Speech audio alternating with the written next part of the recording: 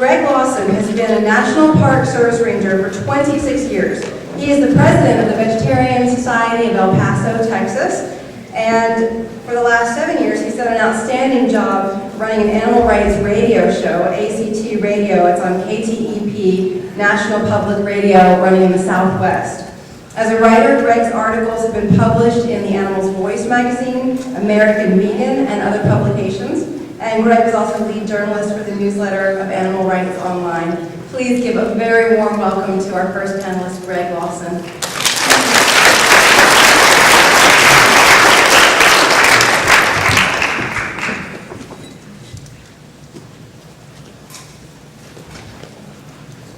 For the last 8 years, the wild animals of our country suffered immensely due to the policies of a corrupt and incompetent administration. I don't want to mention any names, just let me say that often I couldn't see the forest through the bush. But now we have a shiny new government, and the wildlife are doing just fine. Thank you. Except for a couple of things I guess I should mention.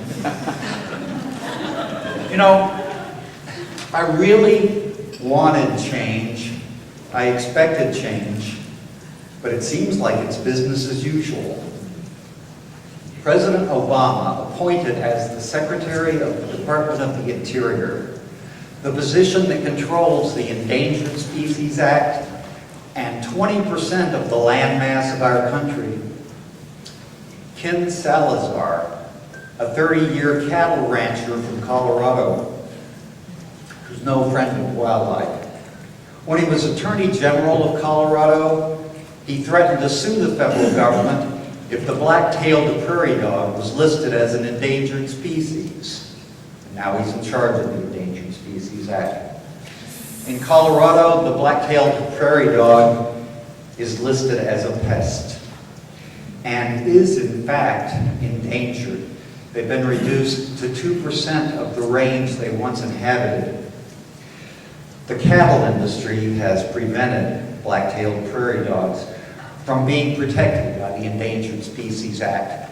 The Endangered Species Act is one of the best tools we have to protect the wild animals. In early April, Secretary Salazar took the gray wolves of the Northern Rockies and of the Great Lakes area off the endangered species list, following a plan set in motion by the Bush administration.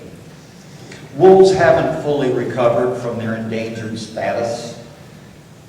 They only occupy 5% of their original range, and the states which would manage the wolves once they lose federal protection, those states' management plans are to hunt and kill most of the wolves. 2 weeks ago, though, as a result of a lawsuit brought by the Center for Biological Diversity and the Humane Society of the United States, the wolves of the Great Lakes area were placed back on the endangered species list.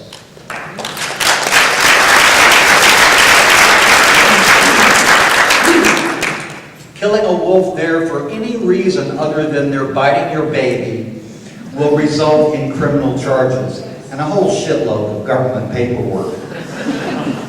That court decision didn't affect the wolves of the Northern Rockies, who are temporarily off the list. But a lawsuit brought last month by the group Defenders of Wildlife should correct that situation.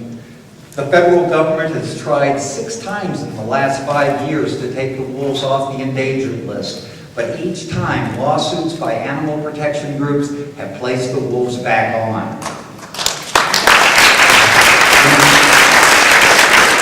In May, Interior Secretary Salazar upheld the Bush administration rule that polar bears were indeed a threatened species, but were not to be protected based on climate change. This rule sharply limits protection for polar bears. The Natural Resources Defense Council has vowed to fight this rule in court. And just last week, the The Center for Biological Diversity notified the Environmental Protection Agency of its intention to sue the agency for failing to consider the impacts to polar bears from pesticide use in the United States. Pesticides, which must be approved by the EPA, are transported to the Arctic by atmospheric and oceanic pathways and threaten not only polar bears, but the entire Arctic ecosystem.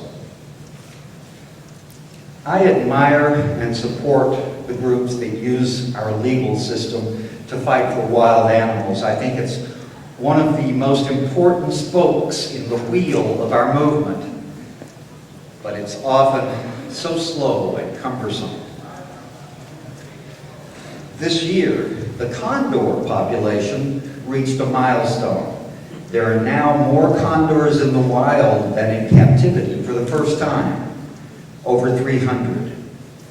In the 1970s, red wolves were declared extinct in the wild. Only a handful remained in zoos. A breeding and recovery program initiated by the U.S. Fish and Wildlife Service has resulted in over 100 red wolves in the wild today. And this spring, 41 red wolf pups were born in the woods in North Carolina. Over 95% of the wild animals listed and protected under the Endangered Species Act are recovering or have stable populations. We cannot allow the Endangered Species Act to be weakened again. The bison of Yellowstone National Park had a little easier winter than they did 2 winters ago. During the winter of 2007-2008, the National Park Service captured over 1,400 bison inside the park and sent them to slaughter.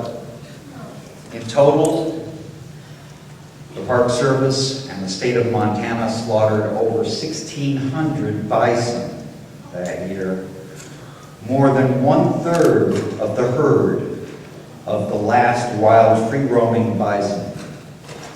It was the worst massacre of bison since the 1800s.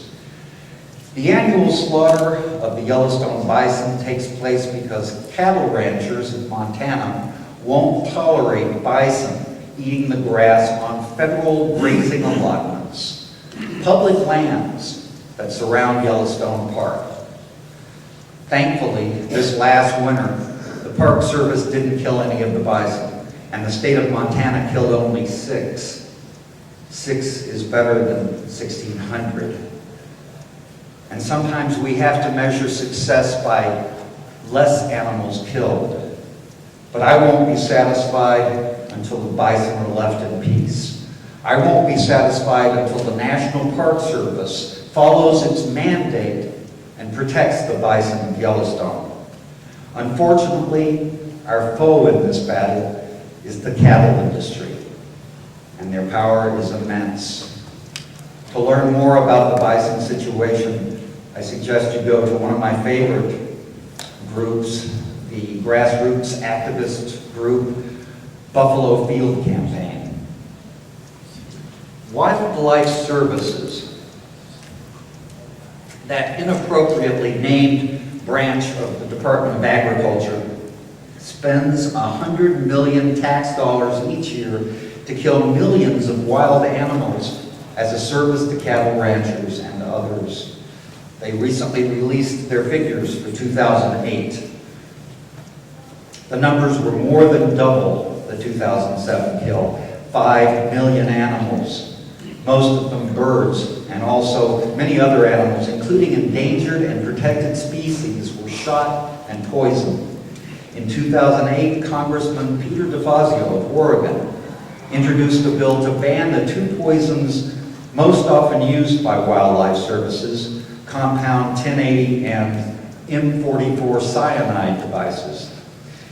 Despite having an impressive 35 co-sponsors, last year's Congress failed to act on the bill. DeFazio plans to introduce the bill again this year, and hopefully the new Congress will take the right action. And in April, the animal protection group Wild Earth Guardians gave notice to Wildlife Services of its intent to sue them for violations of the Clean Water Act for spreading poisons in wetlands to kill birds. The International Union for the Conservation of Nature publishes an analysis of the world's endangered species every 4 years. In May, they released their latest report. Of close to 45,000 species examined, 17,000 are threatened with extinction, including 1/4 of all known mammals, 1 in 8 of all bird species, 1/3 of amphibians, 1/3 of sharks, 1/4 of all primates. We are in a period of extinction that is greater in scope and happening faster than at any other time in history. The wild animals of the earth face severe threats from habitat loss, pollution, climate change, and all 3 of these reasons are caused in large part by animal agriculture. And that's why the most important step any individual can take to protect wild animals, to protect all animals, is to go vegan.